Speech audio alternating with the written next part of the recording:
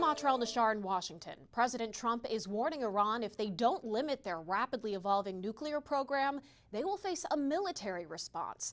The president now working to begin talks with Iran's supreme leader, but it now appears the U.S. will have to deal with more than just Iran. A bond between America's three biggest adversaries is getting stronger. In a public showing of support for Iran Friday morning, Russia and China say the United States needs to end sanctions on the Middle Eastern country, which they call unlawful. The three nations know they have leverage as President Trump tries to prevent Iran from developing a nuclear weapon.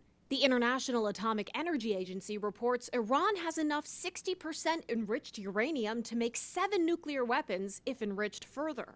There are two ways Iran can be handled, militarily or you make a deal.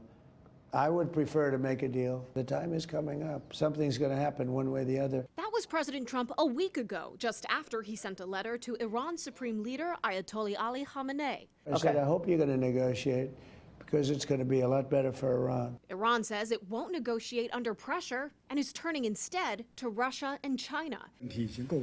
The country's foreign ministers meeting in Beijing Friday, sending a thinly veiled message to the White House.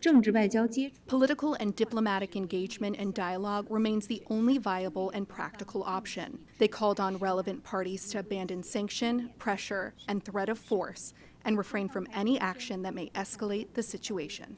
As a basis for talks with the U.S., they're standing firm in the terms of the Iran nuclear deal of 2015, from which President Trump withdrew the United States during his first term. To complicate things even further, the U.S. is engaged in precarious peace talks with Russia over Ukraine and is in fierce economic competition with China. The power of nuclear weapons is so great and so devastating, and right now Russia and us have by far the most, but China will catch us within 5 years. Speaking of competition between China and the U.S., China being involved in these negotiations and hosting Russia and Iran in Beijing on Friday is widely being interpreted as China working to position itself as an alternative to the U.S. as a problem solver on the world stage.